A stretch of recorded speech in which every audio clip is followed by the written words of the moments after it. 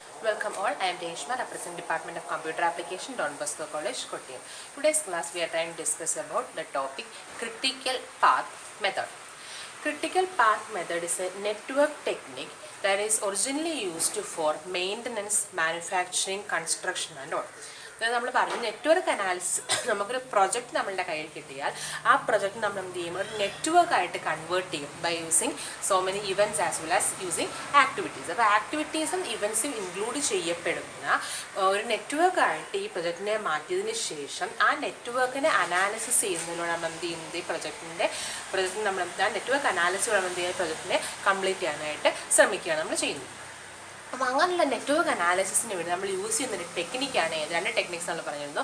First one is CPM or critical path method and the second technique is PERT or project evaluation and review technique. അപ്പോൾ അത് first network analysis ടെക്നിക്കായ critical path മെത്തേഡിനെ പറ്റി നമ്മൾ discuss ചെയ്യാനായിട്ട് പോകുന്നത്. That is CPM or critical path method.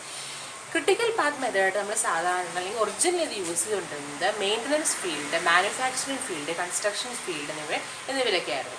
അപ്പോൾ critical path method ആ പേര് പോണതിൻ്റെ ക്രിട്ടിക്കൽ പാത്ത് എന്ന് പറയുന്ന ടേമിൻ്റെ ബേസിസിലാണ് ഈ മെത്തേഡ് നമ്മൾ വർക്കൗട്ട് ചെയ്യുന്നത്. So what is critical path? Critical path is a sequence of activities that determines the total project time. Total project time determine ചെയ്യുന്ന sequence of activities നമ്മൾ എന്ന് വിളിക്കുന്നത് ക്രിട്ടിക്കൽ പാത്ത് എന്ന് വിളിക്കുന്നത്. അപ്പോൾ ഒരു പാത്ത് അഥവാ വഴി അല്ലേ. അപ്പോൾ നമുക്ക് നിങ്ങൾ വീട്ടിൽ നിന്നും കോളേജിലേക്ക് വരുന്നു. അപ്പോൾ ആ വീടെന്ന് പറയുന്നത് നിങ്ങളുടെ ഇനിഷ്യൽ ഡെസ്റ്റിനേഷനാണ്. കോളേജ് എന്ന് പറയുന്നത് നിങ്ങളുടെ ടെർമിനൽ ഡെസ്റ്റിനേഷൻ. അപ്പോൾ ഈ ഇനിഷ്യൽ ഡെസ്റ്റിനേഷനിൽ നിന്നും ടെർമിനൽ ഡെസ്റ്റിനേഷനിലേക്ക് എത്തിച്ചേരാനുള്ള ആ പാത്ത് നമ്മളെന്ന് വിളിക്കുന്നത് ആ വഴിയെ നമ്മൾ വിളിക്കുന്നത് നമ്മുടെ പാത്ത് എന്ന് വിളിക്കുന്നു അല്ലേ. അപ്പോൾ ഇവിടെ അതുകൊണ്ടൊക്കെ ഉള്ളൂ. ഒരു പ്രൊജക്റ്റിനെ സംബന്ധിച്ച് ആ പ്രൊജക്റ്റിന് ഒരു ഇനിഷ്യൽ ഇവൻറ്റും കാണും, ഒരു ടെർമിനൽ ഇവൻറ്റും കാണും അല്ലേ. അപ്പോൾ ഈ ഇനിഷ്യൽ ഇവൻറ്റിനെയും ടെർമിനൽ ഇവൻറ്റിനെയും തമ്മിൽ ജോയിൻ ചെയ്യാനായിട്ട് ഇടയ്ക്ക് കുറേ ഇവൻറ്റ്സ് കാണും, കുറേ ആക്ടിവിറ്റീസും കാണും അല്ലേ. അപ്പോൾ നമ്മൾ നെറ്റ്വർക്ക് ഡയഗ്രാം വരച്ചപ്പോൾ നമ്മൾ പറഞ്ഞായിരുന്നു എങ്ങനെയാണ് നെറ്റ്വർക്ക് ഡയഗ്രാം വരയ്ക്കുന്നത്, എന്താ ഈവൻറ്റ്സിൻ്റെ ആക്ടിവിറ്റീസ് നമ്മൾ ജോയിൻ ചെയ്യുന്ന കാര്യങ്ങളാണ് പറഞ്ഞത് അല്ലേ. അപ്പോൾ ഒരു നെറ്റ്വർക്ക് നമ്മൾ കൺസ്ട്രക്ട് ചെയ്യുമ്പോൾ ഒരു പ്രൊജക്റ്റിന് ഒരു നെറ്റ്വർക്കായിട്ട് നമ്മൾ കൺസ്ട്രക്ട് ചെയ്യുമ്പോൾ there will be initial event as well as terminal event. അപ്പോൾ ഇനിഷ്യൽ ഇവൻറ്റിനെയും ടെർമിനൽ ഇവൻറ്റിനെയും കണക്ട് ചെയ്യുന്ന ആക്ടിവിറ്റീസ്, ആ ആക്ടിവിറ്റീസിൻ്റെ സീക്വൻസ് ചെയ്യുന്നതാണ് നമ്മൾ വിളിക്കുന്നത് ക്രിട്ടിക്കൽ പാത്ത് നമ്മൾ വിളിക്കുന്നത്. അപ്പോൾ ടോട്ടൽ പ്രോജക്റ്റ് ടൈം നമുക്ക് തന്നിട്ട് ടോട്ടൽ പ്രോജക്റ്റ് ടൈം നമ്മൾ അച്ചീവ് ചെയ്യുന്ന രീതിയിൽ നമ്മൾക്ക് തന്നിട്ടുള്ള ആക്ടിവിറ്റീസ്, നമ്മൾ ചെയ്യേണ്ട ആക്ടിവിറ്റീസിനെ ഒരു ഓർഡർലി അറേഞ്ച്മെൻറ്റ് അഥവാ സീക്വൻസ് ആയിട്ട് നമ്മൾ എങ്ങനെ അറേഞ്ച് ചെയ്യുമോ ആ അറേഞ്ച്മെൻറ്റ് നമ്മൾ എന്ന് വിളിക്കുന്നത് ക്രിട്ടിക്കൽ പാത്ത് എന്ന് വിളിക്കുന്നു. That is critical path is A sequence of activities that determines the total project. ആ ടോട്ടൽ പ്രോജക്റ്റ് ടൈം ഡിറ്റർമൈൻ ചെയ്യുന്ന രീതിയിൽ നമുക്ക് എപ്രകാരം ആ പ്രോജക്റ്റ് ആക്ടിവിറ്റീസിനെ നമുക്ക് അറേഞ്ച് ചെയ്യുക, ആ സീക്വൻസ് നമ്മൾ എന്ന് വിളിക്കും ക്രിട്ടിക്കൽ പാത്ത് എന്ന് വിളിക്കും. അപ്പോൾ ഒരു പ്രൊജക്റ്റിനെ സംബന്ധിച്ച് എപ്പോഴും പ്രോജക്റ്റ് ടൈമിന് ഇമ്പോർട്ടൻസ് ഉണ്ട്. ആ പ്രോജക്റ്റ് എങ്ങനെ നമ്മൾ അല്ലെങ്കിൽ എത്ര സമയം കൊണ്ട് നമ്മൾ കംപ്ലീറ്റ് ചെയ്യും, എത്രയും നേരത്തെ നമ്മൾ കംപ്ലീറ്റ് ചെയ്യുമ്പോൾ അത്രയും നേരത്തെ നമ്മൾ എന്ത് ചെയ്യണം കംപ്ലീറ്റ്. അപ്പോൾ ആ പ്രൊജക്റ്റിനെ സംബന്ധിച്ച് ഏറ്റവും ഇമ്പോർട്ടൻ്റ് ആയിട്ടൊരു റിസോഴ്സാണ് ഇത്. ഏതൊരു പ്രൊജക്റ്റാണ് ഏറ്റവും ഇമ്പോർട്ടൻ്റ് ആയിട്ട് റിസോഴ്സാണ് ഏത് ടൈം എന്ന് പറയുന്നത്. സോ ഏതൊരു പ്രൊജക്റ്റ് നമ്മൾ ഇവാലുവേറ്റ് ചെയ്യുമ്പോൾ ആ പ്രൊജക്റ്റ് ടൈം പ്രത്യേക സ്ഥാനം കൊടുത്തായിരിക്കും നമ്മൾ ഉപയോഗിക്കും. അപ്പോൾ ആ പ്രോജക്റ്റ് ടൈം അച്ചീവ് ചെയ്യുന്ന രീതിയിലാണ് എപ്പോഴും നമ്മൾ എന്ത് ചെയ്യുന്നത് ആക്ടിവിറ്റീസിനെ അറേഞ്ച് ചെയ്യുന്നത്, സീക്വൻഷ്യൽ ഓർഡറിൽ ആക്ടിവിറ്റീസിനെ അറേഞ്ച് ചെയ്യുന്നത്. അങ്ങനെയാണെങ്കിൽ എന്താണ് ഒരു പ്രോജക്റ്റ് ടൈം എന്ന് നമുക്ക് നോക്കാം. Total project time is the maximum of the elapsed time among all paths originating from initial event and terminating at the terminal event, indicating the completion of the project. It is the maximum of the elapsed time among all paths originating from initial event and terminating at the terminal event, indicating the completion of the project.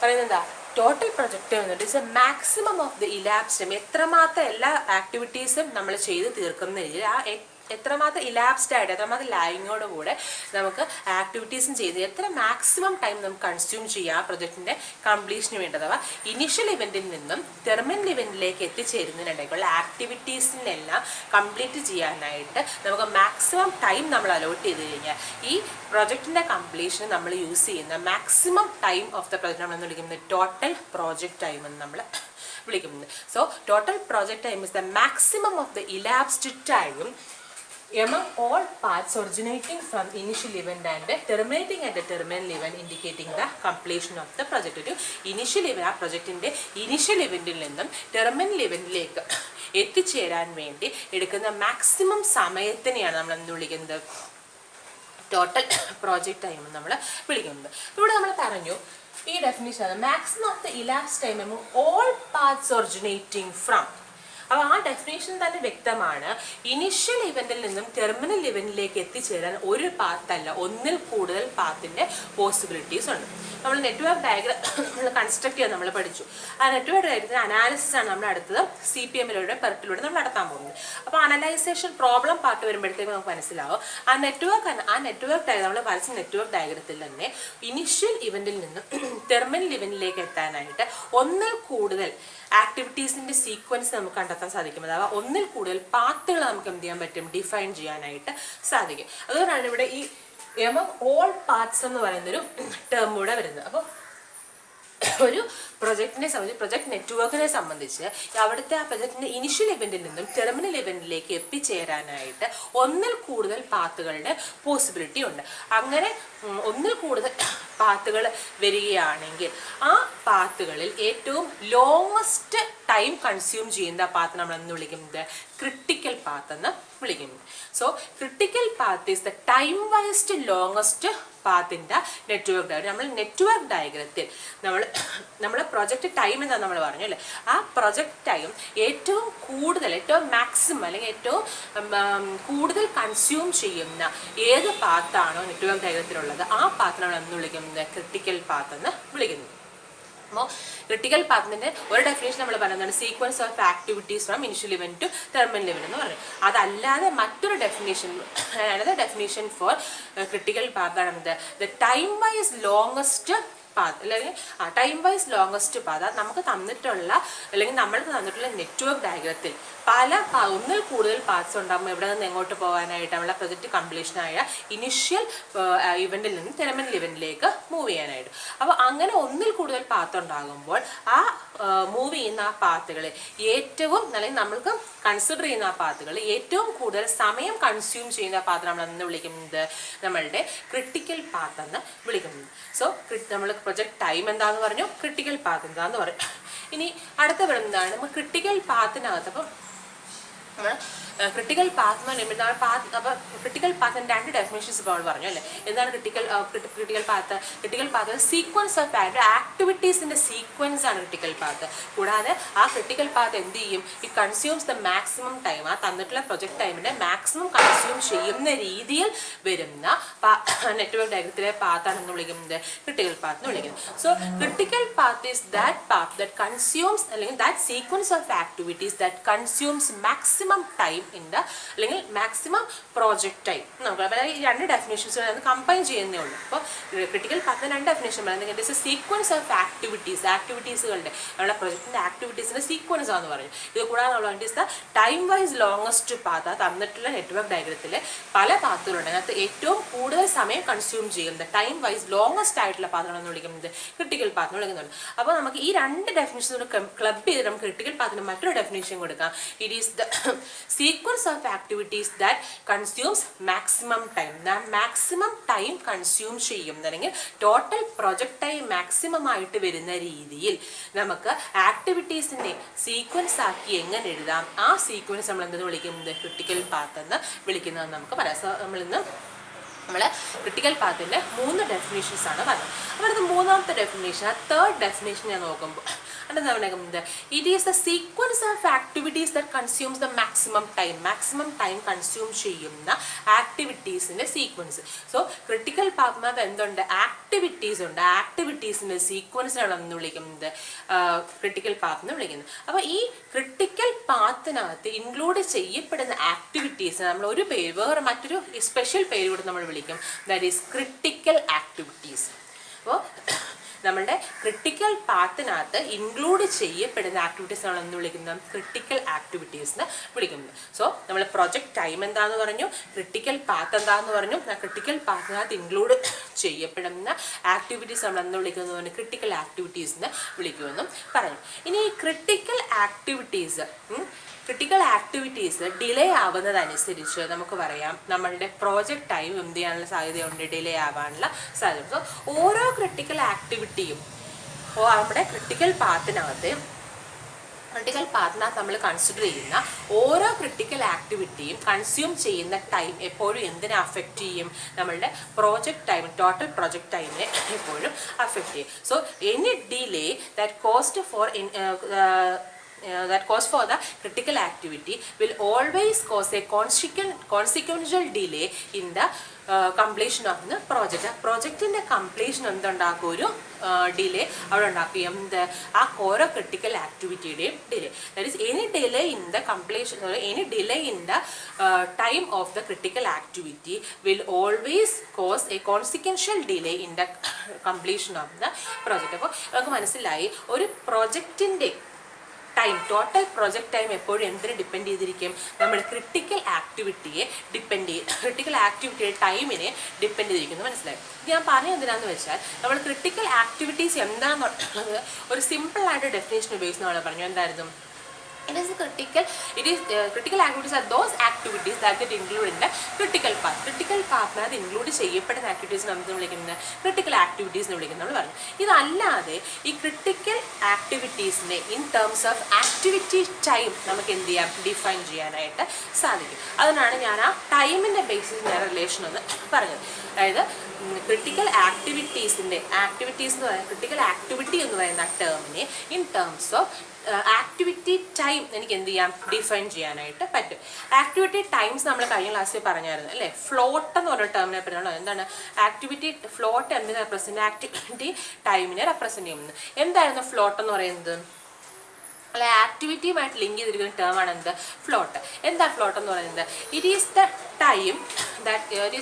Time of the activity that എന്താണ് float എന്ന് പറഞ്ഞാൽ എന്താ ഉദ്ദേശിക്കുന്നത്, ഒരു activity start ചെയ്യാനായിട്ട് എത്രമാത്രം delay വരാമോ, so that it does not affect the completion of the project നമ്മൾ എന്ന് വിളിക്കുന്നത് ഫ്ലോട്ട് എന്ന് വിളിക്കുന്നത്. അപ്പോൾ ഇതിൻ്റെ എന്താണ് അതിൻ്റെ അർത്ഥം എന്നുള്ളതൊന്ന് പഠിച്ചു വെച്ചിരിക്കുക. സോ എന്താണെന്ന്, it is the time that can be delayed by an activity without having any it is time that can be delayed that can be made in the starting of the it is the delayed time that can be made in the starting of an activity without having any delay in the completion of the project. ഒരു പ്രൊജക്റ്റിൻ്റെ കംപ്ലീഷന് delay വരാത്ത രീതിയിൽ ഒരു ആക്ടിവിറ്റിയുടെ സമയം എത്രമാത്രം delay ആക്കാം നമ്മളെന്ന് വിളിക്കുന്നത് float എന്ന് വിളിക്കുന്നു. അപ്പോൾ നമ്മൾ തൊട്ട് മുമ്പ് പറഞ്ഞു എപ്പോഴും പ്രോജക്റ്റ് ടൈം എന്തിനെ ഡിപ്പെൻഡ് ചെയ്യുന്നു, ആക്ടിവിറ്റി ടൈമിനെ ഡിപ്പെൻഡ് ചെയ്യുന്നു പറഞ്ഞു അല്ലേ. അപ്പോൾ ആക്ടിവിറ്റി ടൈം ലാഗ് ചെയ്യുന്നതനുസരിച്ച്, ഡിലേ ആവുന്നതനുസരിച്ച്, ഓരോ ആക്ടിവിറ്റിയുടെയും സമയം ഡിലേ ആവുന്നതനുസരിച്ച് അതിനനുസരിച്ച് എന്തിൻ്റെ ടൈം ഡിലേ ആവും,